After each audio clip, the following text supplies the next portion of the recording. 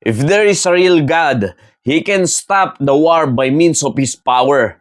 The Word of God is a poison to human mind. Walang kwenta yung kasinungalingan mo. Dami mong dada, pinapalala mo lang sitwasyon. Kalukuhan yan, rapture sa inyong baga. Walay rapture, bunga lang na sa inyong pinisot nga panabot sa Biblia. Ito yung ilan sa mga comment doon sa video natin about sa gera na nangyayari sa Israel ngayon.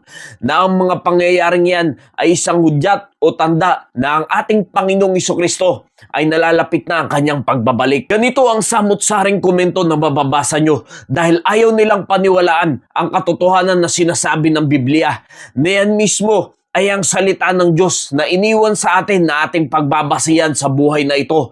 At mayroon pang nagsabi na ang salita ng Diyos ay isang lason lamang sa ating mga kaisipan. Ganyan po katindi ang mga pag-iisip ng tao ngayon sa panahon natin, mga kaibigan, mga kapatid. Kaya't hindi nagkakamali ang Biblia. Kaya't dahil din sa mga nagko-comment na yan, ay lalo pang napatunayan na ang pagbabalik ng ating Panginoong Jesucristo ay lalo pang nalalapit. Dahil kasama yan sa sinabi ng ating Panginoong Jesucristo.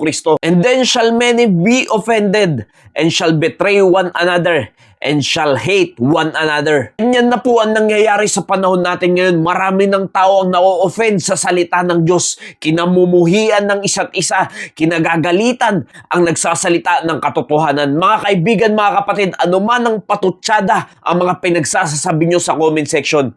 Hindi ako para magalit pa sa inyo, kundi ang aking puso ay naaawa at nahabag sa inyong mga kalagayan kung hindi nyo mauunawaan ng katotohanan at hindi nyo sasampalatayanan ng Panginoong Jesucristo. At darating na lang ang punto na nasa huli na ang pagsisisi dahil pag nakita nyo na nangyayari na ang mga bagay na yan at lalo pa pag dumating na ang rapture at saka nyo lang marirealize na totoo pala ang Biblia, totoo pala ang salita ng Diyos, hindi pala ito lason sa ating kaisipan kundi ito ang magdadala sa atin sa kaligtasan, ang pananampalataya sa ating Panginoong Jesucristo na galing mismo sa Biblia. And because iniquity shall abound, the love of many shall wax cold. Di ba't ganito na rin na nangyayari sa mundo natin ngayon na kung paano ang katampalasanan ay lalong lumalaganap, ang pagmamahal ng marami ay lalong nanlalamig.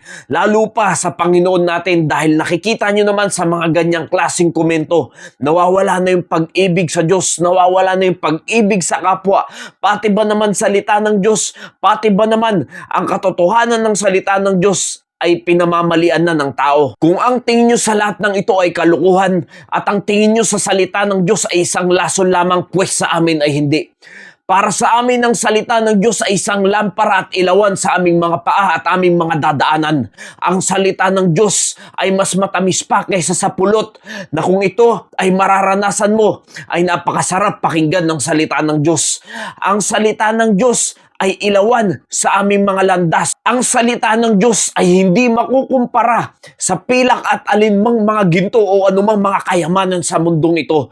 At ang salita ng Diyos para sa amin, ito ang nagpapatunay na merong kaligtasan. Ang salita ng Diyos ang nagpapatunay na merong buhay na walang hanggan kapiling ang Diyos. Kahit kung paniniwalaan mong lason ng salita ng Diyos, kaibigan, hindi kita pipilitin sa paniniwala mong yan. Kung yan ang titindigan mo, malalaman natin ang katotohanan pagdating kung saan tayo hahantong pagkatapos sa mundong ito. Ang salita ng Diyos para sa amin ay pag-asa. But as the days of Noah were, so shall also the coming of the Son of Man be. Alam nyo kung paanong paparito ang ating Panginoong Jesucristo ay kagaya ng panahon ni Noah na ang mga tao na kahit anong pangangaral ng salita ng Diyos ni Noah ay hindi sila nakikinig, kundi sila ay nagpapakasaya, nagpapakalasing at ginagawa lang ang mga gusto ng kanilang nais, ang kanilang puso ay pinapaligaya lang nila sa kanilang sariling kaparaanan at wala silang pakialam sa ginagawa ni Noah. Hanggang dumating na lang ang isang araw na hindi nila inaasahan na yung mga sinasabi ni Noah ay nagkakatotoo na at dumating ang ulan at doon pa lang nila na-realize na totoo pala ang sinasabi ni Noah. Ganon din po sa panahon natin ngayon. Kaya nakikita nyo yung mga comment na ganyan, wala silang pakialam sa pagdating ng ating Panginoong Jesucristo. Gusto lang nila, yung sarili lang nilang pag-iisip ang sundin nila, ang gusto lang ng puso nila, ang gusto nilang gawin. Wala silang pakialam sa salita ng Diyos. Wala silang pakialam sa mga mangyayari pa sa mundong ito. Wala silang pakialam kung dumating man ang Panginoong Jesucristo o hindi. Ganyan ang kanilang pag-iisip at magugulat na lang sila sa isang pangyayari na mawawala na lang bigla dito ang mga mananampalataya ng Panginoong Jesucristo. At doon din nila marirealize na totoo pala ang salita ng Diyos. Kaya't no wonder may mga ganyang klaseng tao na mag-comment sa ating comment section dahil totoo talaga ang sinasabi ng Panginoon. Totoo talaga ang sinasabi ng Biblia na meron talagang mga ganyang klaseng tao na pati ang salita ng Diyos ay kakamuhian nila at wala silang pakialam sa mga magaganap at mangyayari pa sa mundong ito. Basta para sa kanila, kung ano yung gusto nila, yun ang gagawin nila. Kung ano ang paniniwala nila, yun ang paniniwalaan nila at hindi mo sila pwede panghimasukan sa ganyang bagay. Kaya't mga kapatid ko sa pananampalataya, kayo man ay makaranas ng mga ganyang klaseng komento o mga mararanasan nyo pa sa inyong paghayo o pangangaral ng salita ng Diyos, magpatuloy lang tayo dahil hindi naman natin trabaho na baguhin ng isang tao. Hindi naman natin trabaho na tayo yung tagapagligtas, kundi ang ating dapat gampanan ay pangaral lang ang salita ng Diyos, ang ebanghelyo, upang ang ibang mga tao na wala pa sa ating Panginoong Jesucristo ay makaranas din naman ng kaligtasan dahil ang banal na spirito ang kikilos sa bawat isa.